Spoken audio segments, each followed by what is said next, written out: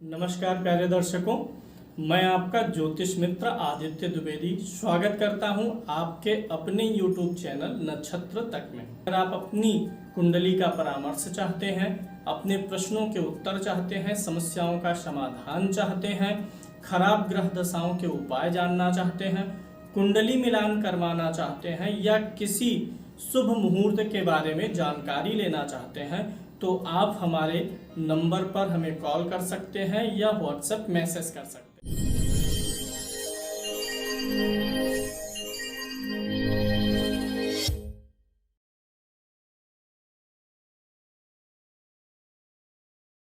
जन्म कुंडली जब आप देखते हैं तो सबसे मुख्य होती है लग्न कुंडली। लग्न कुंडली को सपोर्ट करने के लिए 16 वर्ग कुंडलियां बनी हुई हैं। तो लग्न कुंडली देखने के साथ साथ जब आप वर्ग कुंडली देखते हैं तो वर्ग कुंडलियों के देखने के कुछ महत्वपूर्ण फार्मूले क्या हैं वो मैं बताऊंगा, और वर्ग कुंडलियों से जुड़े हुए कुछ डाउट्स जो अक्सर आप लोग पूछते हैं कि वर्ग कुंडलियों में ग्रहों की दृष्टि, नीच भंग या राजयोग, इनको भी देखना है कि नहीं, या देखना है तो उसका लाभ मिलना है कैसे, उसका रिजल्ट गिविंग का तरीका क्या है। तो इन सारी चीज़ों के बारे में आज मैं डाउट्स दूर करूंगा और साथ ही साथ मैं आपको बताऊंगा कि वर्ग कुंडलियों को देखने के लिए महत्वपूर्ण सूत्र क्या है। उसके पहले ये मान लीजिए 2 कुंडलियां हैं, ये लग्न कुंडली है, ये नवमांश, सप्तमांश, दशमांश, ऐसे कुछ भी है। जो सूत्र बताने चल रहा हूँ वह सभी वर्ग कुंडलियों पर समान रूप से आपको लागू करना है। अब आप ऐसा देखिए, जैसे कुछ लोगों ने पूछा कि मेरी लग्न कुंडली खराब है, नवमांश कुंडली अच्छी है। नवमांश कुंडली में कुछ अच्छे राजयोग बन रहे हैं, तो इसका मतलब क्या हुआ कि नवमांश में राजयोग बन रहे हैं, तो क्या मैं उन राजयोगों को अपने लिए अप्लाई करूं, मानूं कि ना मानूं। किसी के सप्तमांश कुंडली में बन रहा है राजयोग, तो उसे मैं कैसे अपने जीवन पे घटित होने को लेकर के जोड़ूं, क्या वो मेरे लिए होगा कि संतान के लिए होगा, क्योंकि सप्तमांश से संतान का विचार होता है। चतुर्थांश हो गया जिससे माता का विचार करते हैं, इसी प्रकार से विषांश हो गया आध्यात्मिक उन्नति के लिए। तो इन सारे चीज़ों के बारे में मुख्य पॉइंट्स आपको क्या देखने हैं ये भी मैं बता रहा हूं। उसके पहले मैं आपको एक डाउट यहाँ पे क्लियर करता हूं। इसी समाज में आप देखे होंगे कि बहुत से लोगों का जीवन काफ़ी स्ट्रगलफुल रहा है। बहुत से लोगों ने अपने जीवन में अपने ज्ञान, हुनर और अपने बाहुबल से बहुत कुछ बनाया, अच्छा किया, राजयोग उनको मिला, धन सुख समृद्धि यश प्रसिद्धि मिली।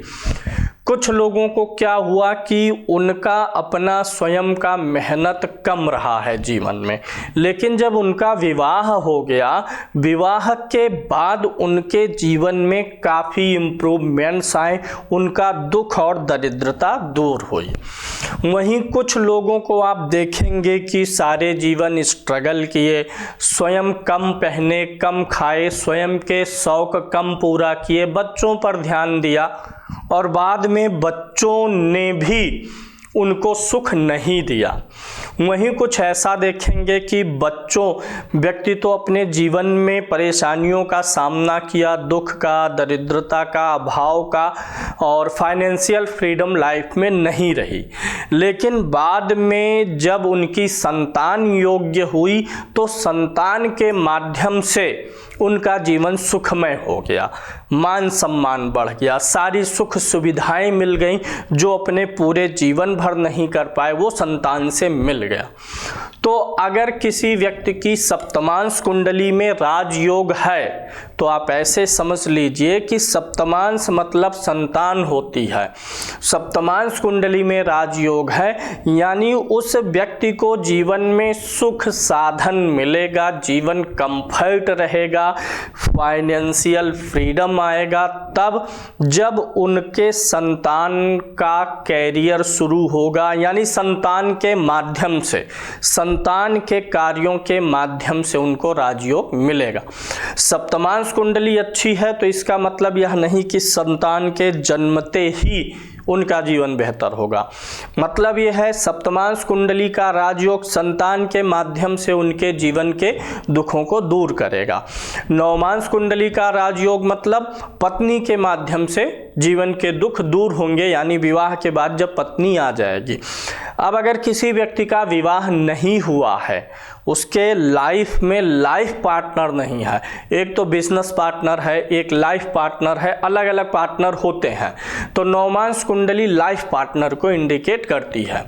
नवमांश कुंडली में राजयोग बने हैं, यानी जो लाइफ पार्टनर होगा, पुरुष है तो स्त्री और स्त्री है तो पति के माध्यम से राजयोग उसको मिलेगा, यानी विवाह होने के बाद में उनके जीवन में यश और वैभव सुख साधन की वृद्धि होगी।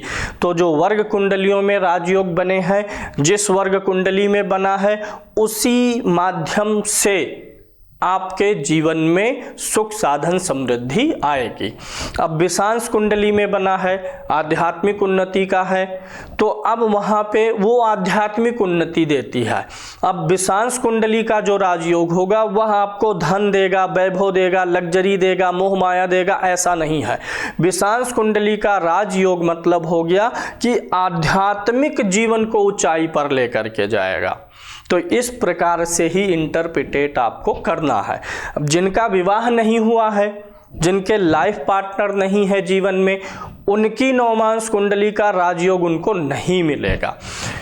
सबसे ज़्यादा वैल्यू नवमांश कुंडली को इसीलिए दी जाती है कि व्यक्ति पहले तो अकेले चलता है, विवाह के बाद में सबसे ज़्यादा उस व्यक्ति के कर्म को और भाग्य को और विचारों को प्रभावित कौन करता है? उसका पार्टनर। जिन लोगों का विवाह हुआ है वो एकदम भली भांति से इस चीज़ से परिचित है। अगर आप पुरुष हैं तो विवाह होने के बाद आपकी जो पत्नी है वह आपके विचारों को भी प्रभावित करेगी, आपके जीवन शैली को प्रभावित करेगी, काम को भी प्रभावित करेगी। आपको कुछ खरीदना है, बेचना है, कुछ भी करना है तो आप पत्नी से राय लेते हैं। यानी नवमांश की भूमिका उसी तरीके से है लग्न कुंडली की, वो पत्नी मान लीजिए, पूरक है। तो लग्न के साथ नवमांश जरूर देखना चाहिए। अब किसी की लग्न कुंडली बहुत अच्छी है, यानी कि वह व्यक्ति स्वयं के माध्यम से राजयोग पाएगा, नवमांश भी बढ़िया हो गया, तो यानी विवाह के बाद पत्नी भी उसी दिशा में बढ़ेगी, पत्नी के माध्यम से भी राजयोग मिला। नवमांश में नहीं है, पत्नी का तात्पर्य पति से भी समझें जो स्त्री जातक है, समान रूप से लागू होता है। जो भी बातें हैं स्त्री अपनी कुंडली देखे तो वो पति के लिए समझ जाए नवमांश, और पुरुष देखे तो पत्नी के लिए समझे। तो अगर नवमांश कुंडली फीकी है और लग्न में राजयोग है, यानी तब आपका जो राजयोग है आपके माध्यम से है, पत्नी को सुख साधन मिलेगा। और अगर नवमांश में है तो पत्नी आने के बाद सुख साधन मिलेगा। तो वर्ग कुंडलियों में क्या देखना है? सबसे पहले पहला सूत्र कि कोई भी वर्ग कुंडली हो या लग्न कुंडली हो, सब में, हर कुंडली में आपको ग्रहों की स्थिति का सेम विचार करना है जैसे आप लग्न में करते हैं। कोई ग्रह लग्न कुंडली में, वर्ग कुंडली में अच्छी स्थिति में हो, यानी वहाँ अपनी स्वराशि में हो, मूल त्रिकोण राशि में हो, स्वराशि का हो, उच्च का हो, शुभ ग्रहों से दृष्ट हो, शुभ प्रभाव में हो करके बैठा हो, मित्र के घर में बैठा हो, ये सारी चीज आप हर कुंडली में देखिए।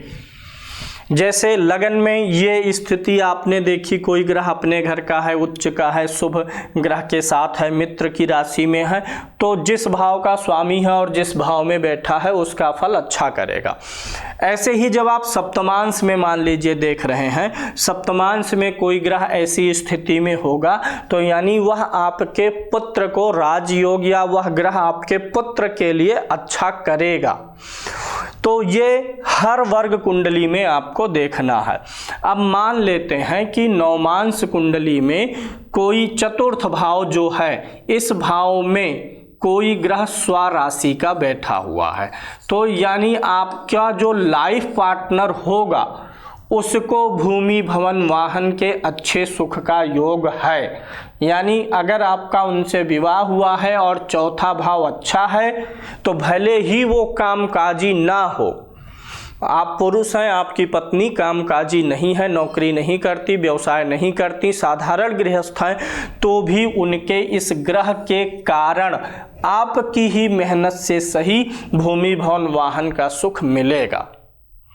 संतान की कुंडली में है और चतुर्थ भाव अच्छा है, भाव का विश्लेषण करना मैंने आपको पहले सिखाया है, कई वीडियो में सिखाया है, आप उसे देखिए तब आपको भाव का अच्छा और बुरा पता चल जाएगा। सप्तमांश कुंडली में मान लीजिए कोई भाव अच्छा है, चतुर्थ भाव अच्छा है, तो इसका मतलब ये हुआ कि अगर उस स्वयं व्यक्ति की लग्न कुंडली में राजयोग नहीं है, चतुर्थ भाव पीड़ित है, यानी भूमि भवन वाहन का सुख लग्न कुंडली से कमजोर है, लेकिन सप्तमांश कुंडली में चतुर्थ मजबूत हो गया, तो यह इंडिकेट करता है कि जब संतान उस लायक होगी, पढ़ाई लिखाई कंप्लीट करेगी, कैरियर शुरू हो जाएगा, तो संतान के माध्यम से आपको भी भूमि भवन वाहन का सुख मिलेगा। तो पहला शर्त है किसी भी वर्ग में, लग्न में, नवमांश में, चतुर्थांश में, सप्तमांश में, विषांश में, द्वादशांश में, सब में, D60 में, D12 में, सब में आपको ये चीज़ देखनी है कि कितने ग्रह अच्छे प्लेसमेंट में हैं। इसी का फिर विपरीत आपको देखना है कि कितने ग्रह नीच राशि में हैं, किस वर्ग में नीच का है, उच्च का अपोजिट नीच का हो, क्रूर ग्रहों के प्रभाव में हो, ज़्यादा क्रूर ग्रहों के प्रभाव में हो, शत्रु राशि में है या फिर अस्त है, ये भी आपको उस वर्ग कुंडली में देखना है।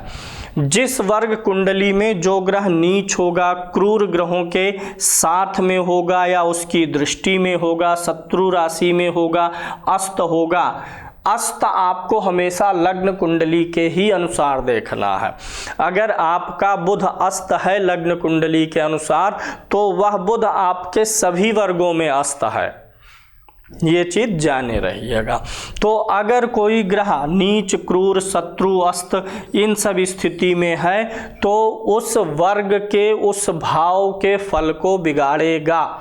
अब मान लीजिए कि सप्तमांश कुंडली में चौथा भाव पीड़ित है, इस स्थिति में है, तो यानी संतान जो आपकी होगी, जब वह योग्य होगी तो उसे घर और गाड़ी का सुख बनाने में तकलीफ आएगा और आपके ऊपर ही उसका यह सुख निर्भर करेगा, क्योंकि उसकी कुंडली में ये चीज़ें खराब आ रही हैं। तो अगर वह आपकी गाड़ी चला रहा है तो आपकी गाड़ी संतान कहीं लड़ा भिड़ा देगा, चालान कटवाता रहेगा, ऐसा कुछ आप को रिलेट करके समझेंगे।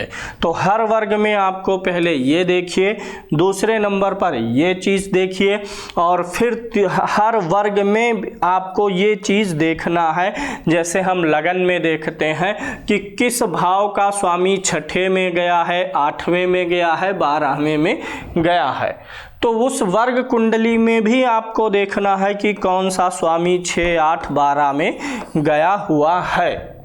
अब यहाँ पे हम ये देख लेते हैं, मान लीजिए ये आपकी नवमांश कुंडली है। अब ये नवमांश कुंडली है, नवमांश कुंडली में जो चतुर्थ भाव का स्वामी है वो चंद्रमा है, वो छठे भाव में गया हुआ है। नवमांश में चतुर्थ भाव जो होता है ये अपनी और अपनी जीवन साथी के प्रति जो मन का मिलान है, क्योंकि चतुर्थ भाव मन भी होता है, तो जो मन है, वैवाहिक जीवन का मन है, उसका स्वामी छठे यानी गया हुआ है लड़ाई झगड़े वाले भाव में, तो दोनों में कुछ मानसिक द्वंद्वता चलेगी। दूसरी चीज़, अगर आप पत्नी के नाम से या अपने पति के नाम से, जीवन साथी के नाम से कोई वाहन या प्रॉपर्टी लेना चाहते हैं तो वह लोन, क्योंकि ये ऋण का भाव है, और चतुर्थेश ऋण में गया हुआ है। तो अगर अपने जीवन साथी के नाम से लेना चाहेंगे तो वो आपको ऋण लेकर के लेने का योग बना देगा। ये चीज़ आपको समझना है। अब मान लीजिए सप्तमांश कुंडली में द्वितीय भाव का स्वामी छठे भाव में गया हुआ है, 2 नंबर की गिनती हो गया, स्वामी शुक्र हो गया, छठे में है, तो आप यहाँ इंडिकेशन आपको मिलता है कि जो आपकी संतान है उसका जो धन है वह कर्ज वाले भाव में है, यानी संतान होने के बाद संतान के नाम से कर्ज का योग बन गया है। यानी 6, 8, 12 भी आपको देखना है हर वर्ग कुंडली में। किसी भी वर्ग कुंडली में किस भाव का स्वामी 6, 8, 12 में गया हुआ है तो लग्न के हिसाब से जो आप प्रेडिक्शन करते थे वैसा ही प्रेडिक्शन उस वर्ग कुंडली के लिए भी देखना है। अब यहाँ पर एक चीज़ समझते हैं, ये मान लीजिए आपकी लग्न कुंडली है, इसमें सब कुछ ठीक ठाक है, लेकिन जो सप्तमांश कुंडली है, सप्तमांश कुंडली में अष्टम भाव का स्वामी वो भी चतुर्थ भाव में आकर के बैठा है, या छठे भाव का स्वामी चतुर्थ में बैठा है, 12वें का स्वामी आके चतुर्थ में बैठा हुआ है, तो यह इंडिकेशन है कि संतान की प्राप्ति के बाद, चूंकि संतान की कुंडली में 6, 8, 12 का स्वामी आके यहाँ बैठा है, या यहाँ पर कोई नीच का ग्रह है, पीड़ित है, चंद्रमा पीड़ित है, तो यानी संतान के पैदाइश के बाद उस जातक के माता के स्वास्थ्य को प्रॉब्लम्स आ सकती हैं। जो भी चतुर्थ भाव से देखते हैं उन चीज़ों में प्रॉब्लम्स आएंगे। अब मेरी कुंडली में मान लीजिए चौथा भाव बहुत अच्छा है, भूमि भवन वाहन का योग बहुत अच्छा है। अब सप्तमांश कुंडली में राजयोग के बजाय दारिद्र्य योग है, तो यह इंडिकेशन मिलता है कि संतान होने के बाद आपका जो धन है, सुख साधन वैभव है, वह संतान आपका अपव्यय करेगा। एक होता है ना कि पिता ने सब कुछ बना के दिया तो मुकेश अंबानी ने खूब आगे बढ़ाया और अनिल अंबानी ने देखिए विवाद हुआ। मैं मतलब यहाँ सिर्फ समझाने के लिए बोल रहा हूँ, किसी के ऊपर कोई टीका टिप्पणी नहीं है। अनिल अंबानी ज़्यादा आगे नहीं ले जा सके, तो उनकी कुंडली में कुछ ऐसा रहा होगा कि पिता के द्वारा मिली हुई संपत्ति का वो सही इस्तेमाल नहीं कर पाएंगे। यानी जब यहाँ पे सप्तमांश में अच्छा होगा तो आप ये समझिए कि अगर आप कुछ बना के दे रहे हैं जीवन में अच्छा, तो संतान उसे आगे कैरी कर पाएगी, या पिता का धन डुबाएगा, पिता की संपत्ति डुबाएगा, भोग विलास में ख़त्म कर देगा कि उसे आगे बढ़ाएगा। ये भी सप्तमांश के राजयोग और दुर्योगों से पता चलेगा। तो ये आप इसे इन 3 सूत्रों को अप्लाई करेंगे। चौथा सूत्र जो हमारा है वो आप यह देख लीजिए, वर्ग कुंडली का जो सबसे ज़्यादा इस्तेमाल होने का तरीका है वर्ग कुंडली में रिजल्ट निकालने का, कि जो खोडस वर्ग हैं, 16 वर्ग कुंडलियां हैं। किसी भी व्यक्ति को कोई भी ग्रह ना तो पूर्ण रूप से शुभ फल देता है ना पूर्ण रूप से अशुभ। आपने देखा होगा कि, और मैंने भी देखा है, समाज में ऐसे उदाहरण नित आपको रोज मिलेंगे कि किसी व्यक्ति की दशा में व्यक्ति का धन खूब बढ़ा। धन बढ़ा तो जरूरी नहीं है कि स्वास्थ्य भी बढ़े। कुछ ऐसे लोग मिलेंगे उनका धन बढ़ा, काम बढ़ा, लेकिन स्वास्थ्य डाउन हुआ। कुछ लोगों का स्वास्थ्य इम्प्रूव हुआ है, मैरिड लाइफ बिगड़ गई है। कुछ लोगों का सब कुछ इम्प्रूव हुआ तो पता चला कि उस ग्रह की दशा में सब मिला है, संतान से तकलीफ मिल गई है।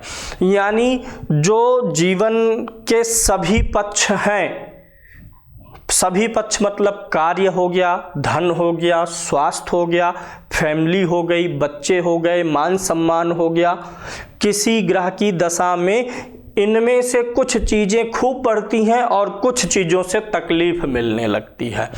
तो आप यह जानिए कि भी किसी भी ग्रह की दशा में ज़्यादा से ज़्यादा मामलों में आपके जीवन में अच्छा होगा कि ज़्यादा से ज़्यादा मामलों में बुरा होगा, यह जानने के लिए आप जिस ग्रह की दशा चल रही है उसको पहले देख लीजिए। फिर आपको यह देखना है जो 16 वर्ग कुंडलियां हैं, षोडश वर्ग है, उन षोडश वर्ग कुंडलियों में वह ग्रह कितने वर्ग कुंडलियों में स्वराशि का है, कितने वर्ग कुंडलियों में उच्च है, कितने वर्ग कुंडलियों में शुभ ग्रह के साथ है, कितने वर्ग कुंडलियों में वह मित्र ग्रह के राशि में है या मित्र ग्रह के साथ में है।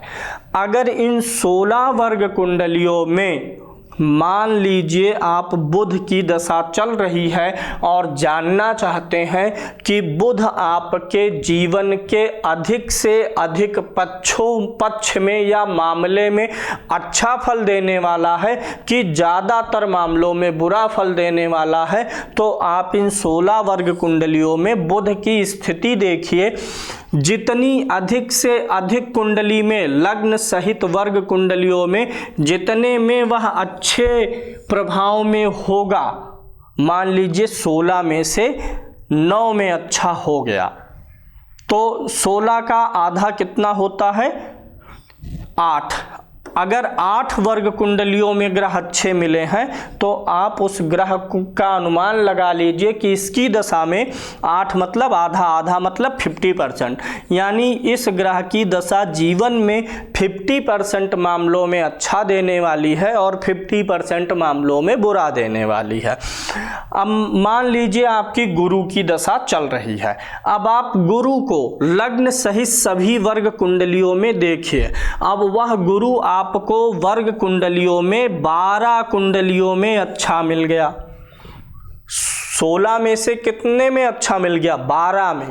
तो मेजॉरिटी किसकी है, वर्ग कुंडलियों में अच्छी स्थिति की मेजॉरिटी अगर उस ग्रह की अधिक है तो ओवरऑल आप मानिए कि उस दशा में ज़्यादातर चीज़ें अच्छी होने वाली हैं। और अगर मेजॉरिटी खराब की है, वह नीच राशि में हो, 6, 8, 12 में हो, वह शत्रु राशि में हो, क्रूर ग्रहों, कई क्रूर ग्रहों के साथ हो या कई क्रूर ग्रहों की जो है दृष्टि हो, तब अब मान के चलिए, मान लीजिए वही गुरु 12 कुंडलियों में, 12 वर्ग कुंडलियों में खराब प्लेसमेंट में है, खराब राशि में है, तो अब जान लीजिए यह गुरु की दशा ज़्यादातर मामलों में हो सकता है कैरियर के मामले में, संतान के मामले में, स्वास्थ्य के मामले में, लव लाइफ के मामले में, जिन जिन वर्ग कुंडलियों में वह पीड़ित होगा उन वर्ग कुंडलियों से जुड़ा हुआ अशुभ प्रभाव देने वाला है। और जितनी वर्ग कुंडलियों में अच्छा होगा उससे संबंधित अच्छा प्रभाव देगा। तो ओवरऑल लाइफ के लिए आपको देखना है, आप ऐसे षोडश वर्ग तालिका निकाल लीजिए। अब तो सॉफ्टवेयर है, सब जानते भी हैं, सीख भी लिए हैं पर्याप्त। षोडश वर्ग कुंडलियों में आप ग्रहों को नोट कर लीजिए, कितने वर्ग में कौन कौन सा ग्रह अच्छा है, कौन कौन सा ग्रह बुरा है। जो अच्छा है ज्यादा वर्ग कुंडलियों में उसका रिजल्ट अच्छा मिलने वाला है, ये आप जान के रखेंगे। अब अगली बात करते हैं कि अगर मान लीजिए सप्तमांश नवमांश कुंडली में ही कोई ग्रह छठे भाव में मंगल बैठा हुआ है और आपके मंगल की दशा है, तो छठे भाव में मंगल अगर राजयोग बना रहा है, मान लीजिए विपरीत राजयोग बनाया, ये 6, 8, 12 का स्वामी हो के 6, 8, 12 में ही ग्रह हो, उस पे किसी दूसरे भाव के स्वामी की दृष्टि ना हो, दृष्टि भी हो 6, 8, 12 के भाव के स्वामी की ही दृष्टि हो, तो वह राजयोग में हो गया। तो ऐसा नहीं है कि 6, 8, 12 में होना हमेशा ही खराब है। 6, 8, 12 में राजयोग बन गया है तब आप उस ग्रह को अच्छा कंसीडर कर लेंगे। नवमांश में राजयोग बना है तो वो उसका लाभ आपको विवाह के बाद मिलेगा। सप्तमांश में राजयोग बना है तो वो बच्चा पैदा होने के बाद कुछ असर करेगा और पूर्ण असर करेगा जब बच्चे का कैरियर प्रारंभ हो जाएगा, तब करेगा। ये चीज़ आपको समझना है। अब किसी के चतुर्थांश में बन गया है राजयोग, माता पिता को देखते हैं D12 में बन गया है, तो ये जान लीजिए कि यह राजयोग इनके माता पिता के द्वारा मिला हुआ है, यानी बच्चा जन्म से ही राजयोग का भोग करेगा। यानी जब तक माता पिता हैं तो माता पिता के द्वारा उसको सारी सुख साधन सुविधाएं मिलेंगी। और अगर लग्न कुंडली में राजयोग नहीं है तो माता पिता के जाने के बाद जो माता पिता वाली वर्ग कुंडली है उस कुंडली का राजयोग भी समाप्त हो जाएगा, यानी तब फिर से परेशानियां आना शुरू हो जाएंगी। तो ये चीज़ आप देखेंगे। इसके अलावा आप ये देखिए, ये जो आपकी लग्न कुंडली होती है ये आप स्वयं होते हैं। लग्न कुंडली कौन है? आप स्वयं हैं। अब आपको पुत्र से सुख देखना है, आपको पत्नी से सुख देखना है, आपको अपना आध्यात्मिक सुख देखना है। तो जो आपका लग्न कुंडली है उसका लग्नेश जो है वह वर्ग जितने भी वर्ग कुंडली में अच्छा होगा उस वर्ग कुंडली से आपको सुख मिलेगा। आपका लग्नेश नवमांश में बुरा हो गया तो यानी पत्नी के माध्यम से या पति के माध्यम से, जीवन साथी के माध्यम से जो एक आत्मिक संतुष्टि या जो मन को प्रसन्न, ये इंग्लिश में बोले तो सैटिस्फैक्शन, वह नहीं मिल पाएगा। सप्तमांश में आपका लग्नेश पीड़ित हो गया, नीच का हो गया, तो संतान कितना भी अच्छा करेगा लेकिन सेटिस्फेक्शन नहीं आने देगा। तो अपने लग्न कुंडली का, यानी यहाँ पे अगला जो सूत्र बन रहा है, आपको किसी भी वर्ग कुंडली को देखते समय 3 चीजें देखनी है। एक तो अपने D1 का जो लग्नेश है, आपकी कुंडली के लग्न कुंडली का जो लग्नेश है वह वर्ग कुंडली में अच्छा होगा तो ठीक है, अच्छा रिजल्ट, अन्यथा वो बुरा है तो बुरा रिजल्ट।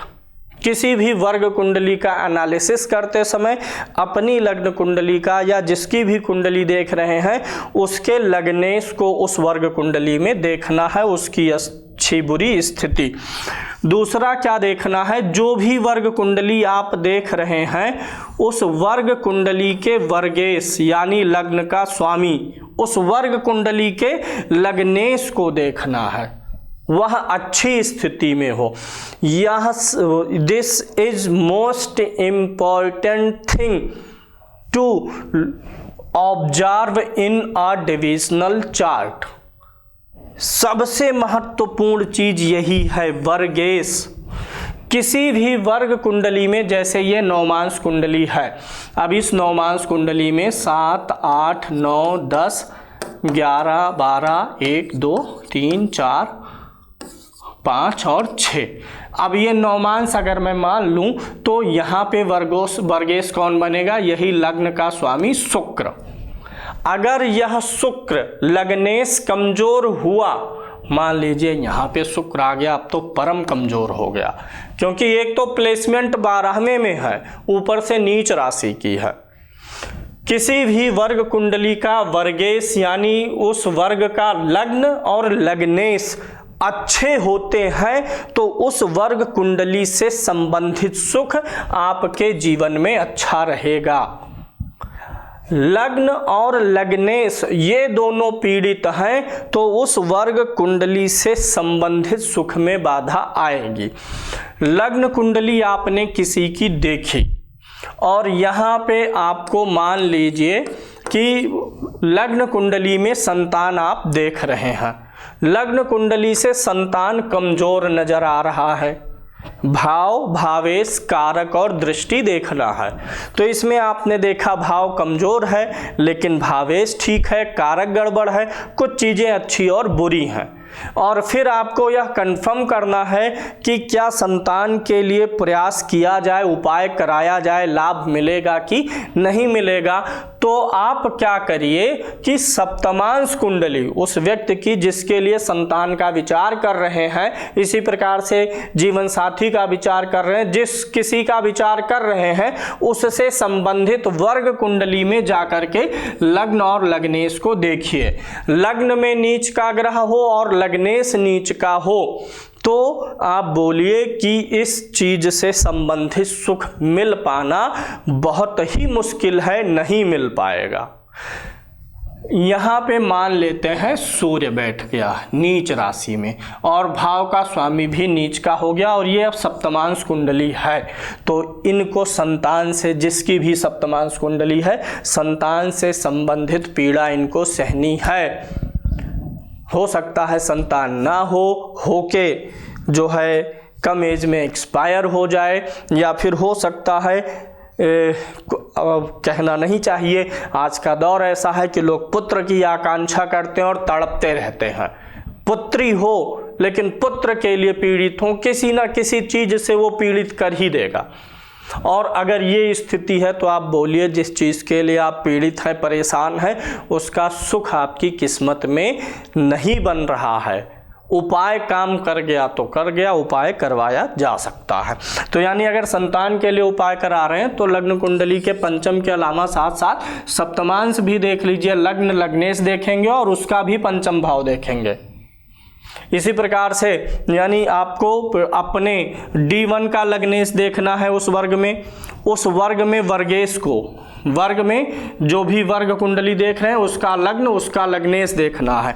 जो भी वर्ग कुंडली देख रहे हैं उससे संबंधित भाव भी देखना है। भाव सप्तमांश देख रहे हैं तो पंचम, नौमांश देख रहे हैं तो नौमांश मतलब जीवन साथी के लिए उसका भाव कौन सा होता है, सप्तम, तो सप्तम भी देखेंगे नौमांश में।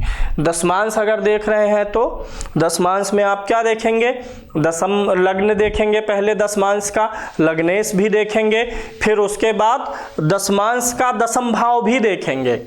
वह वर्ग कुंडली जिस चीज के लिए विचार की जा रही है उससे संबंधित भाव जो लग्न कुंडली में है उस भाव को वर्ग कुंडली में भी आपको देखना है।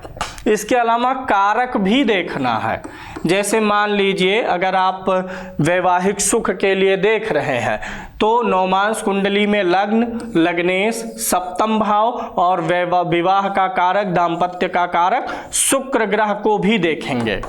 ऐसे सप्तमांश में देख रहे हैं तो सप्तमांश का लग्न, लग्नेश देखेंगे, सप्तमांश का पंचम भाव देखेंगे और कारक कौन है, संतान का गुरु है, उसे भी देखेंगे। इतनी चीजें देखते हुए आगे बढ़ेंगे। आगे आप यह भी देखिए, वर्गोत्तम शब्द होता है अगर कोई ग्रह लग्न कुंडली में जिस राशि में बैठा हुआ है नौमांश में भी उसी राशि में बैठा हो तो उसे वर्गोत्तम बोलते हैं। तो लग्न और नौमांश में वर्गोत्तम जो होता है वह स्वयं के लिए बड़ा अच्छा हो जाता है, यानी आप और आपके जीवन साथी को मिला करके जैसे ही विवाह होगा वर्गोत्तम ग्रह रिजल्ट देना शुरू करेगा, यानी आपको और आपके जीवन साथी को उस ग्रह का अच्छा सुख मिलने वाला है। लेकिन मान लीजिए नौमांश के बजाय सप्तमांश में यह चीज है, ये सप्तमांश कुंडली हो गई, तो सप्तमांश में भी आप वर्गोत्तम देखिए। लग्न कुंडली से वर्गोत्तम आप नौमांश से भी मिलाइए, दशमांश से भी मिलाइए, सप्तमांश से भी मिलाइए। कोई ग्रह लग्न कुंडली में अच्छी राशि में है या जिस राशि में है उसी राशि में दशमांश कुंडली में भी हो गया तो वह ग्रह आपके कैरियर के मामले में अच्छा देगा। अगर नौमांश में वर्गोत्तम होता है तो हर मामले में अच्छा देता है, लेकिन अगर दूसरी वर्ग कुंडलियों में वर्गोत्तम है तो उस वर्ग से संबंधित फलों में अच्छा प्रभाव देता है, ये भी आपको देखना है। अब बात आती है राजयोग, तो मैंने बता दिया और दारिद्र्य योग भी बता दिया। अगर किसी वर्ग कुंडली में राजयोग है तो उस वर्ग कुंडली से संबंधित जो भी प्रभाव है वह तब मिलेगा जब वह चीज़ आपके जीवन में आ जाएगी। नौमांश में है तो विवाह के बाद, सप्तमांश में है तो संतान के बाद, दशमांश में है तो कैरियर के शुरू होने के बाद उसका सुख मिलना शुरू हो जाएगा। लेकिन अगर हम दृष्टियों की बात करें तो वो भी देखेंगे सिर्फ उस वर्ग कुंडली के लिए। जैसे हम मान लेते हैं कि यह किसी का नौमांश कुंडली है। अब किसी के नौमांश कुंडली में लगन में ही क्रूर ग्रह बैठे हुए हैं, मंगल बैठा है, शनि बैठा है, ये नौमांश है।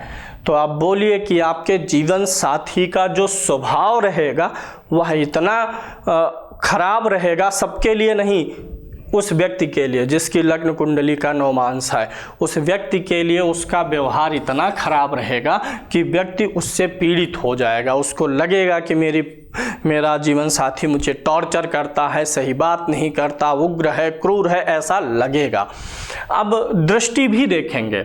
अब मान लीजिए यहाँ पे शनि है, इस शनि की दृष्टि यहाँ पर आएगी। अब शनि की दृष्टि का भी विश्लेषण नवमांश में करेंगे और वह आपके जीवन साथी के लिए ही लागू होगा। यहाँ पे 7 नंबर की गिनती है, यहाँ पर सूर्य है नवमांश में। चतुर्थ भाव जो होता है यह वैवाहिक जीवन के सुख का होता है, भूमि भवन वाहन नहीं, चतुर्थ भाव सुख भाव है। तो वैवाहिक जीवन का सुख, वैवाहिक जीवन में चतुर्थ भाव मन का होता है, मन मिलान का होता है।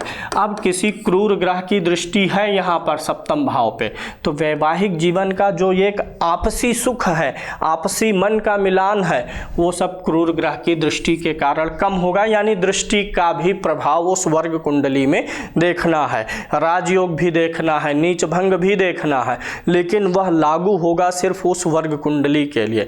सप्तमांश में नीच भंग राजयोग बना है तो ऐसा नहीं कि वो आपको लाभ देगा, वो आपके संतान के लिए है। जब संतान का काम शुरू होगा तब वह नीच भंग राजयोग संतान के माध्यम से आपको सुख जीवन में प्राप्त करवाएगा। तो ये कुछ चीज़ें थी जो आपको लग्न कुंडली देखते समय वर्ग कुंडलियों में मैचिंग करनी होती है।